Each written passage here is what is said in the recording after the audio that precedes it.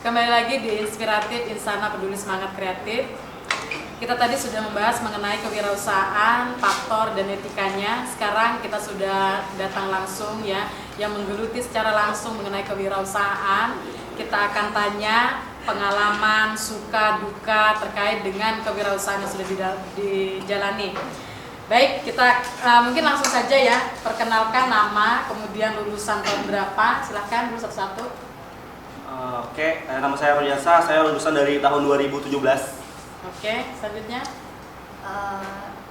Buat saya lulusan dari 2018, nama kakak itu di sana bisa dipanggil Tana. Oke. Jadi di sini kita panggil saja ya, ada Kak Rudi dengan Kak Tana. Jadi nanti kalian bisa bertanya terkait dengan kewirausahaan. Nah, sekarang kita akan langsung masuk ya, bertanya. Pertama itu adalah usaha apa yang digeluti, kewirausahaan apa yang digeluti, silakan. Oke, assalamualaikum warahmatullahi wabarakatuh. Waalaikumsalam warahmatullahi wabarakatuh. Terima kasih kepada Ibu Insana Maria yang telah memberikan kesempatan kepada saya untuk berbagi cerita tentang kewirausahaan kepada adik-adik semua. Jadi di sini saya menggeluti ada 4 usaha. Yang pertama itu ada kontraktor, terus yang kedua itu ada travel perjalanan wisata, terus yang ketiga itu ada rental mobil, yang keempat itu ada event organizer. Mungkin adik-adik semua sudah tahu ya tentang event organizer yang kakak buat kayak gitu. Nah, Kak Rudi tadi sudah menjelaskan ada 4 usaha yang digeluti. Sekarang kita akan langsung tanya kepada Kak Tana apa yang digelutinya dalam usahanya selama ini. Ya, assalamualaikum warahmatullahi wabarakatuh. Sebelumnya, makasih buat ibu udah undang ke sini. Sekalian kenalan sama adik-adik yang ada di sini, terus berbagi pengalaman juga. Untuk usaha yang digeluti, kakak ada di produk kecantikan, terus kuliner. Ya, cukup itu aja. Oke, berarti ada 4 usaha dan satunya 2 usaha ya. Nah, sekarang kita ketahui bahwa memulai suatu usaha itu sangat sulit ya, karena tadi terkait dengan ada yang percaya bahwa usaha itu kalau kita ada garis turunan pengusaha berarti kita gampang jadi pengusaha. Sekarang kita tanya secara langsung, apakah memang ada dari orang tua itu memang punya usaha atau bagaimana? Mungkin diceritakan aja, ada punya usaha nggak?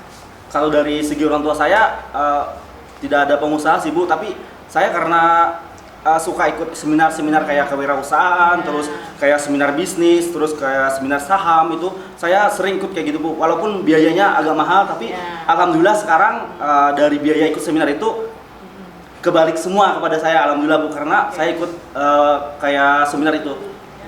Bagaimana? Apakah memang dari orang tua ada usaha sehingga mudah untuk mengembangkan usaha? Kalau untuk dari orang tua emang ada, ya tapi sebenarnya untuk dari saya sendiri sebenarnya nggak ada pikiran buat berusaha gitu, buat jadi pengusaha nggak ada.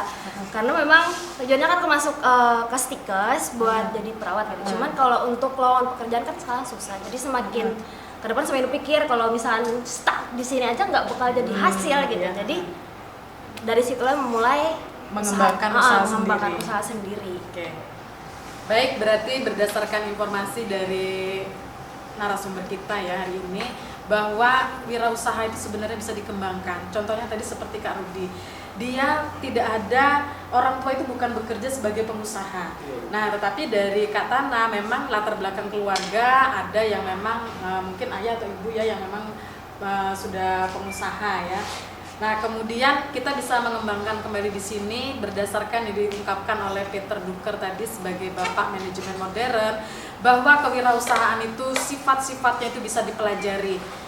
Seperti yang dikatakan tadi Kak Rudi, adanya semangat dan keinginan untuk memulai kewirausahaan itu harus diawali dengan keinginan untuk belajar kewirausahaan itu sendiri. Wirausaha apa yang ingin kita kembangkan? Nah, sekarang kita tanya kepada narasumber kita, ketika memulai usaha, karena banyak yang berpendapat memulai usaha ini adalah berat, memulai untuk berwirausaha itu berat, memulai untuk menjadi seorang pengusaha itu berat. Nah, sekarang kita coba tanyakan kepada narasumber, ketika memulai pertama kali berwirausaha, apa yang bisa dibagi kepada ini adik-adik kalian ini? Silakan.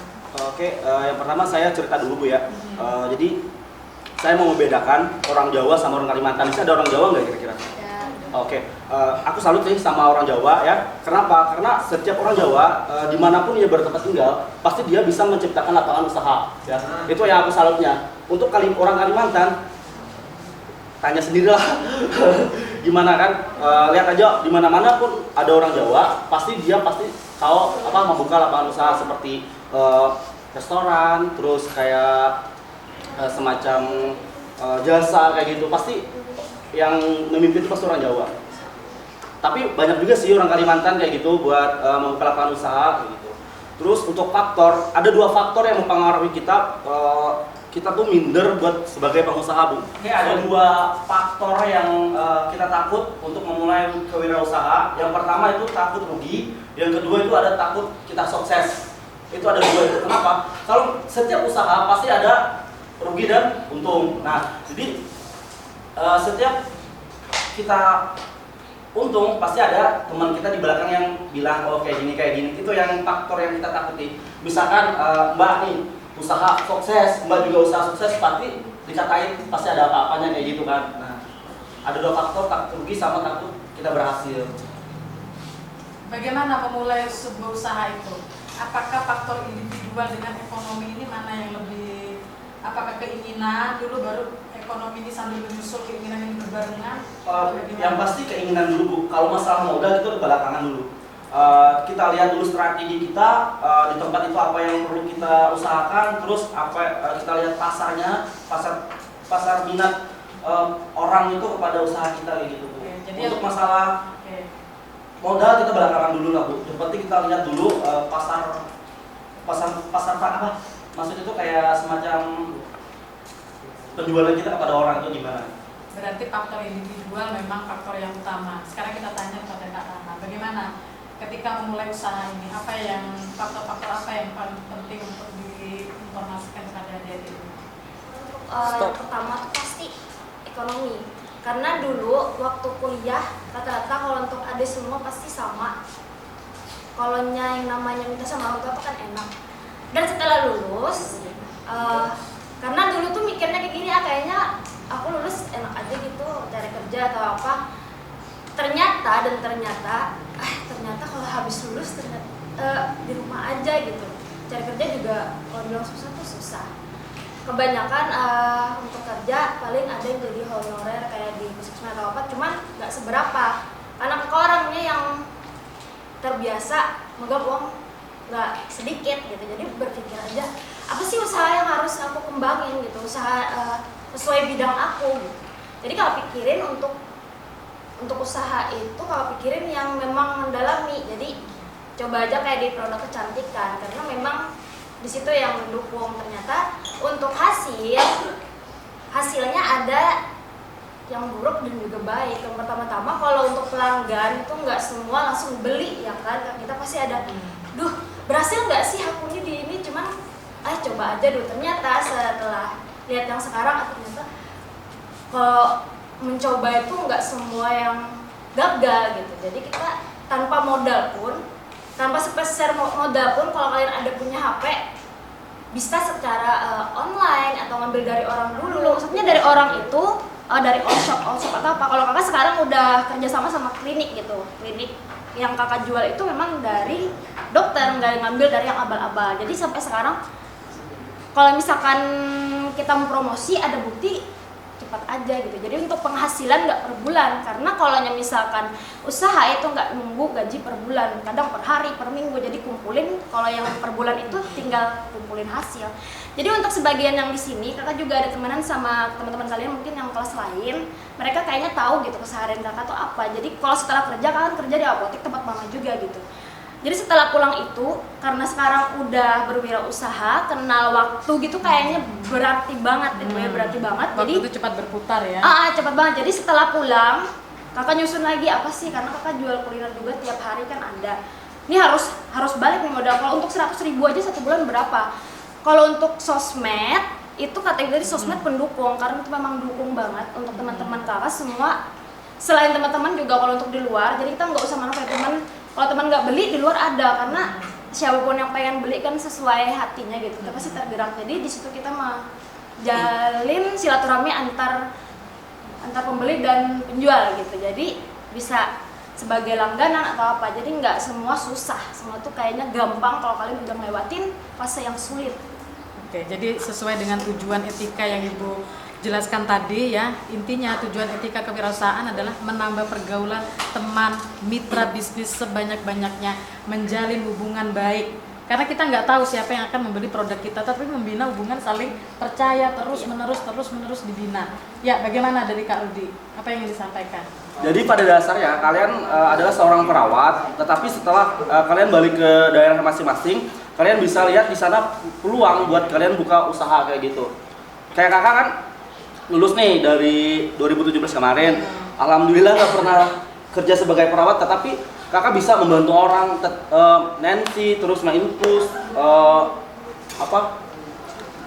suntik nyunat kayak gitu. Alhamdulillah itu bisa juga buat penghasilan kakak kayak gitu. Karena kakak sebagai wirausaha bagian travel, event organizer, alhamdulillah dalam beberapa bulan ini banyak yang ikut travel kakak buat bepergian keluar kota, terutama ke Bali sih. Kalau ke Bali 1 bulan ini kita ada sekitar 400 orang yang berangkat ya, karena mahasiswa sama SMA itu biasanya berangkatnya ke Bali karena mahasiswa kesehatan berangkatnya ke Rumah Sakit Sangla, karena Rumah Sakit Sangla itu rumah sakit yang terbaik yang ada di Indonesia kayak gitu. Khususnya kemarin waktu hari Senin setelah haul itu ada Uniska yang berangkat kesehatan masyarakat, itu ada sekitar 58 orang yang berangkat pakai travel kita kayak gitu. Jadi kalian bisa buka peluang itu, mau jadi pengusaha event organizer, terus mau pengen usaha kayak buka travel, bisa kita berbagi ilmu nanti kayak gitu.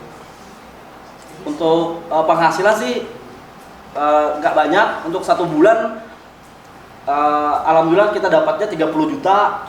Selama kakak sebagai pengusaha udah bisa beli rumah, alhamdulillah udah beli mobil juga. Ini bukan sombong, tapi ini motivasi buat kalian nanti ke depan kayak gitu. Ya, luar biasa sekali ya tadi yang diceritakan oleh Kak Rudi ya. Kalau dalam 1 bulan bisa mendapatkan puluhan juta ya. Ibu aja di sini mungkin ya belum seperti itu, tetapi ini memotivasi agar kalian nanti memiliki keinginan untuk berwirausaha. Bagaimana dengan Kak Tana? Bagaimana penghasilannya ya, kalau bisa dibuka berapa kayak gitu nah untuk penghasilannya, supaya ini adik-adiknya semakin bersemangat, semakin berkeinginan untuk mencari peluang-peluang kewirausahaan yang bisa digali. Silakan. Ya, untuk penghasilan per bulan itu kadang nggak nentu karena sesuai gimana kan namanya pengusaha tuh pasti tingkat promosi ya kan, tingkat promosi. Kadang kalau untuk gaji itu lebih jauh di atas kayak gaji per bulan yang kerja di kantoran atau apa tuh pasti gitu. Cuman kalau untuk kakak, kalau untuk terang-terangan, kalau untuk puluhan juta tuh udah pasti hanya pengusaha. Kalian jualan pentol di jalan aja untuk per bulan tuh bisa lebih kalau banyak cabang ya, misalkan usaha kuliner banyak cabangnya tuh udah pasti lebih dari puluhan juta. Terus yang untuk kosmetik, namanya kalian perawat kan, kakak kan hubungannya juga pasti ke perawat. Jadi modal yang di kosmetik tadi, bukan kosmetik sih, kayak produk kecantikan, itu kakak kumpulkan buat jadiin klinik. Jadi tahap nabung gitu.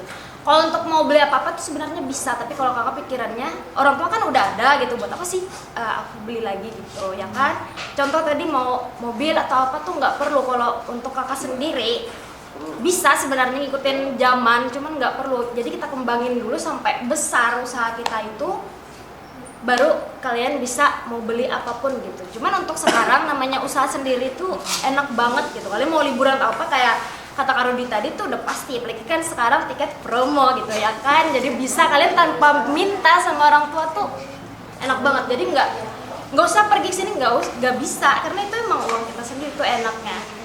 Jadi untuk penghasilan kuliner dan produk kecantikan tuh beda-beda Bu, bukan belum lagi kalau saya ada yang minta promosi atau apa, karena yang tadi sosmed tuh sangat penting di dalam situ gitu, sangat penting. Ya ada apa? Oh ya dah, sangat penting. Jadi kalian bisa mengembangkan semuanya, tinggal promosi atau apa. Jadi otomatis teman-teman juga kadang ada yang mampir atau apa kan, ngajak teman yang lain, saling, kalau kakak ya jadi saling tag aja gitu. Jadi kan follow, kalau kakak gunainnya di sosmed karena itu yang kakak andalin gitu. Kalau untuk di kerja kan di apotik tuh pasti kepake banget. Kalau perawat itu ada yang mau suntik KB atau tensi atau pengobatan tuh semua. Terus untuk pengalaman yang di situ kan obat-obatan jadi lebih meluas gitu.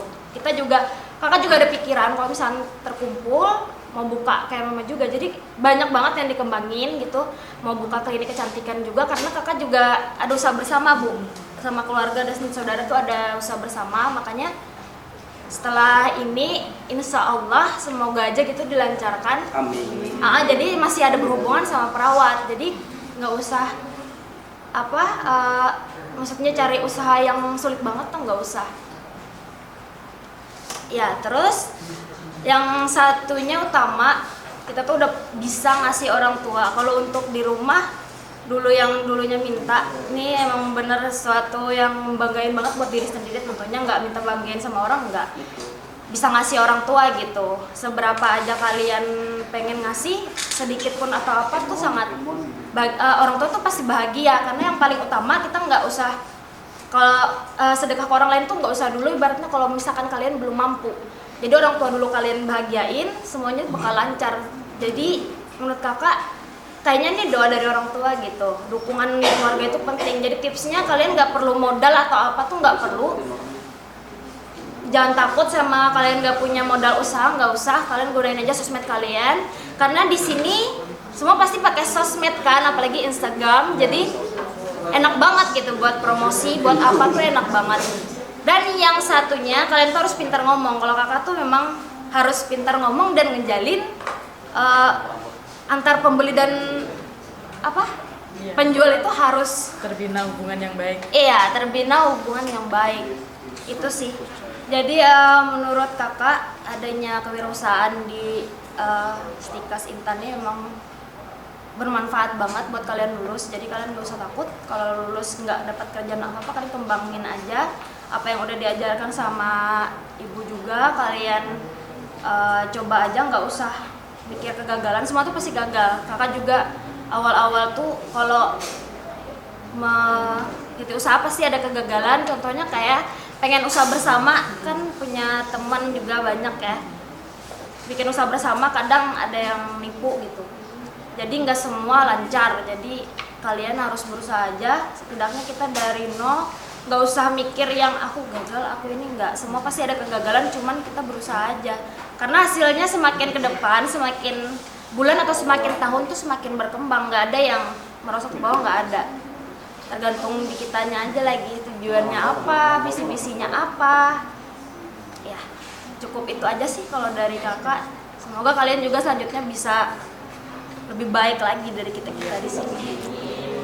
Ya baik, tadi sudah ya kita mendapatkan pencerahan ya dari berbagai macam, karena mereka lah yang sudah melaksanakan kewirausahaan ini tadi. Intinya ibu ingin menekankan di sini faktor-faktor dari kewirausahaan itu yang pertama adalah faktor individual. Di dalam faktor individual itu adalah kembali kepada diri kita masing-masing.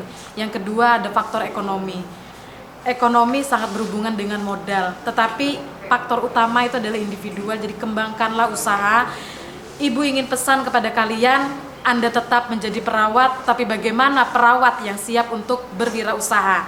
Ingat, kesuksesan itu kembali lagi kepada diri kita sendiri. Apakah Anda ingin sukses? Kemudian peluang usaha itu bisa Anda kembangkan melalui diri Anda sendiri. Sekian dulu inspiratif kita hari ini. Sampai berjumpa kembali. Jangan lupa like, comment, subscribe, and turn on notification. Bye-bye.